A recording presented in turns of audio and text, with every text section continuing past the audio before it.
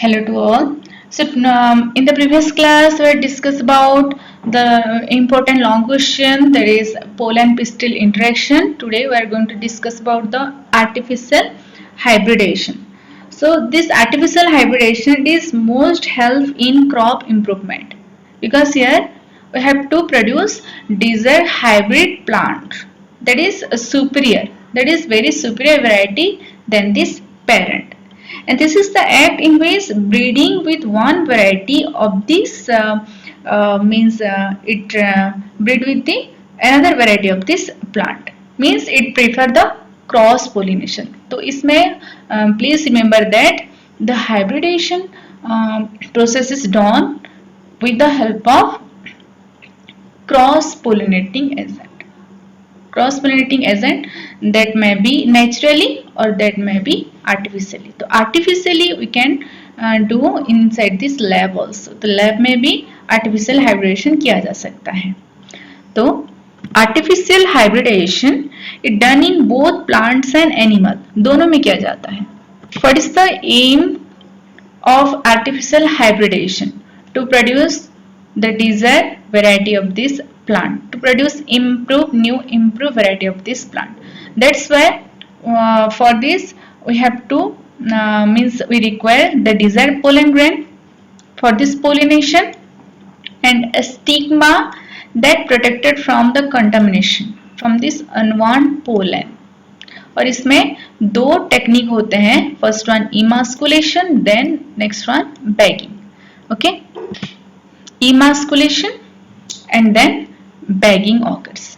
तो इसमें फर्स्ट क्या किया जाता है, if this plant is unisexual, अगर प्लांट यूनिसेक्सुअल है then it is very easy for do this artificial hybridization.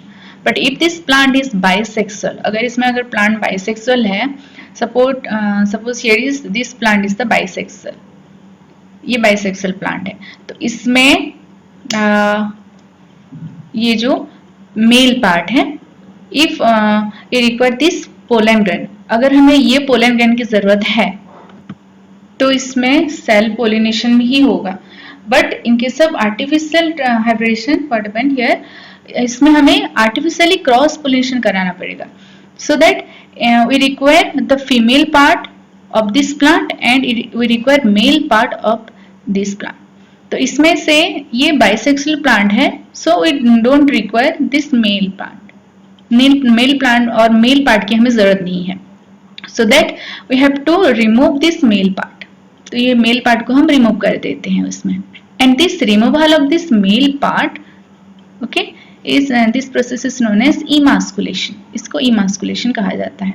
So after the removal of this male part, तो मेल पार्ट को रिमूव क्यों करते हैं?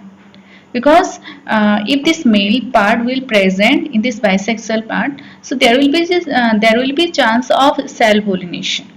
तो इसको अवॉइड करने के लिए, इसको मतलब कंटामिनेट ना होने के लिए, मिक्स अप ना होने के लिए उसको क्या किया जाता है, पहले रिमूव किया जाता है इसको. That removal is known as emasculation. Emasculation means simply the removal of this male part. After this we have to cover. तो उसको कवर किया जाता है. क्यों? ताकि जो बाहर से कोई पोलन ग्रेन्स इसमें अटैच ना हो, क्योंकि हमें जो पोलन ग्रेन्स चाहिए, okay, we have to use और dust the desired pollen grain. Okay, तो आफ्टर इमास्कुलेशन इसको क्या किया जाता है, एक बटर पेपर के हेल्प से उसको कवर किया जाता है. Okay, and this covering is known as bagging. उसको बैगिंग कहा जाता है. उसके बाद उसको टैगिंग भी किया जाता है, मतलब इसमें एक टैग दिया जाता है कि कब उनका इमास्कुलेशन हुआ था, कितने तारीख तक हुआ था, किसने किया था. ओके, पूरा डिटेल इंफॉर्मेशन इसमें लिखा जाता है. लेवलिंग दिया जाता है.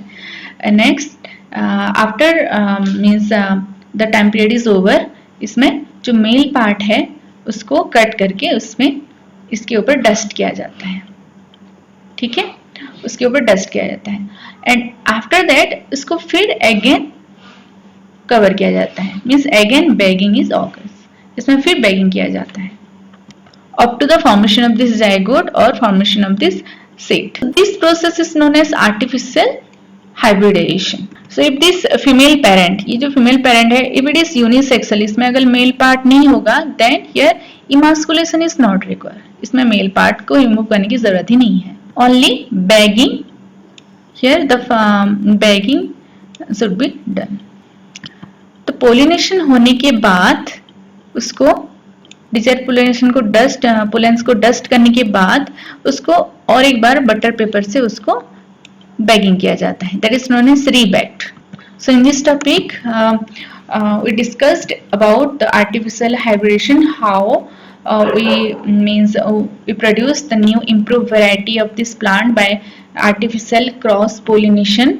Here we prepare emasculation, bagging, then another one there is the tagging and leveling, then rebagging. Clear? So please once read this paragraph. ठीक है, इसमें एक दो जो टर्म्स है उसमें उसका एग्जाम्पल आ सकता है. तो एनसीईआरटी में डायरेक्ट क्वेश्चन कभी भी नहीं आते हैं, उसको थोड़ा ट्विस्ट करके आता है. तो please understand this paragraph. Thank you.